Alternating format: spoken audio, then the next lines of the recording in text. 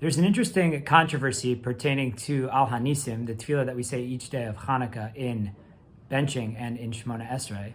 with regard to the precise nusach, the precise language that we use in the tefillah.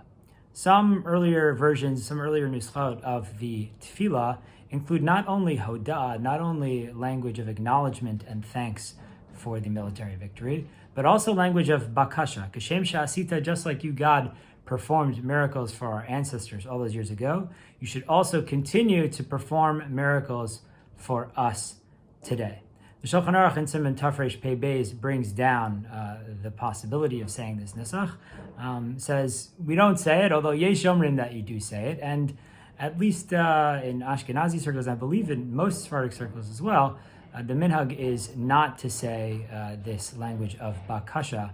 in the Al Hanissim. Although there is one area where a vestige of this practice has survived, and that is the Ramah earlier in the same Siman in the Shulchan Aruch mentions that if you forget to say Al Hanissim in its proper place during benching, you add it in the series of harachamans with a harachaman hu yaseh lanu nisim kishem shasita nisim lavatenu b'yamim hayem bazman hazeh. You include a harachaman,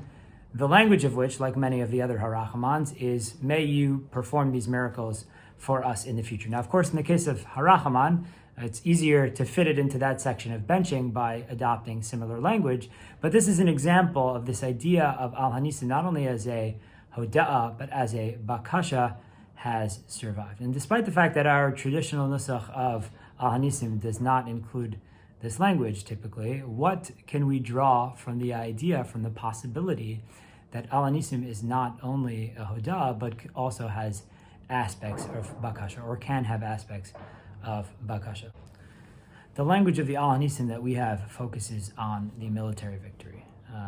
It's very easy, in case of military victory like that, to attribute success to other factors, to human strength, to weather conditions on the battlefield, to luck. And yet, Al Hanissim is an acknowledgement of the fact that even the things that we can attribute to other factors, which we might think that God has no involvement in, HaKadosh Baruch Hu, God, does indeed guide those aspects of our history and our lives today. There's so many areas of our life today in which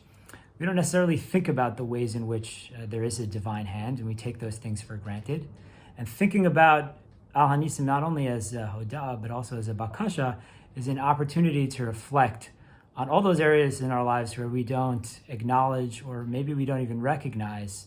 HaKadosh Baruch Hu's role in our lives, and to hope and continue that He continues to